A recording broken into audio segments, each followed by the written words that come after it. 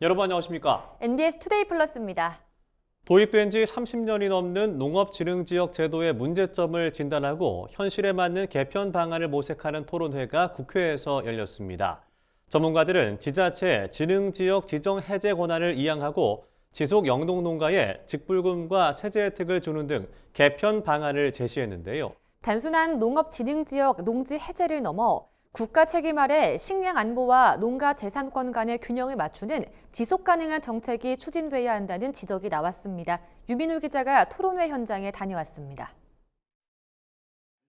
지난 19일 국회의원회관에서 30년 된 농업진흥지역 제도의 문제점을 짚고 대안을 찾기 위해 전문가들이 머리를 맞댔습니다.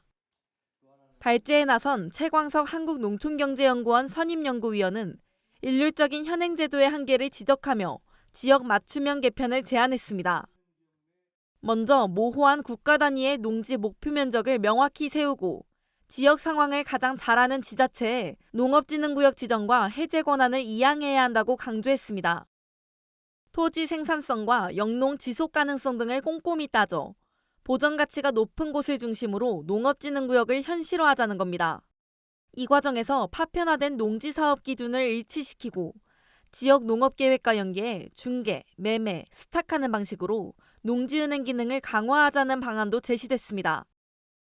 가장 강조된 것은 농민들을 위한 보상체계입니다. 신규 지정지역과 기존 지역을 나눠 세밀한 지원책을 구성하고 특히 규제에 묶여 희생을 감내해온 지속 영농농가에는 농지 보전 직불금과 세제 혜택 등 확실한 인센티브를 줘야 한다고 목소리를 높였습니다. 시가 하락 보상이 아니라 일정 기간 안정적으로 임대차를 제공한다든지 아니면 이제 농지 축적에 참여하는 경우에는 이런 교부금을 지원하는 등과 좀 연계해서 좀 지원을 할 필요가 있습니다. 이어진 지정 토론회에서는 무분별한 농지 해제에 대한 우려와 함께 국가의 책임도 도마 위에 올랐습니다.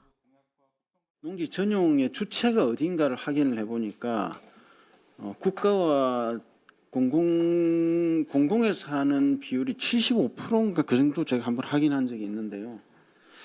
이게 국가나 공공기관이 나서서 가장 많은 농지를 지금 현재 전용하고 농업의 지속 가능성을 만들기 위해서는 이 기후 위기에 어떻게 대응할 것인지 정말 국가의 책임성을 높이고 여러 가지 제도에서 그걸 종합적으로 좀 다루는 그런 정책이 지금 농정이 되어야 된다는. 농식품부 관계자는 식량 안보를 위한 농지 보전과 농민들의 재산권을 고려한 활용 사이의 균형점을 찾는 데 노력하겠다고 밝혔습니다. 단순한 공공 투자가 이루어졌고 한 번 개발되거나 훼손되면 회복이 쉽지 않기 때문에 보전과 활용 간의 균형점을 설정하는 데 약간의 신중할 필요성이 있다고 생각을 합니다. 다만 오늘 제시된 의견들을 토대로 어느 정도가 현장에서 효용 가능한지 신중히 검토해. 토론회를 주최한 문금주 의원은 30년 전 도입된 농업진흥지역 제도가 현실을 반영하지 못해 족쇄가 되고 있다며 직불금과 세제 혜택 등 확실한 보상을 제공하는 실효성 있는 입법 추진에 최선을 다하겠다고 말했습니다. MBS 유민울입니다.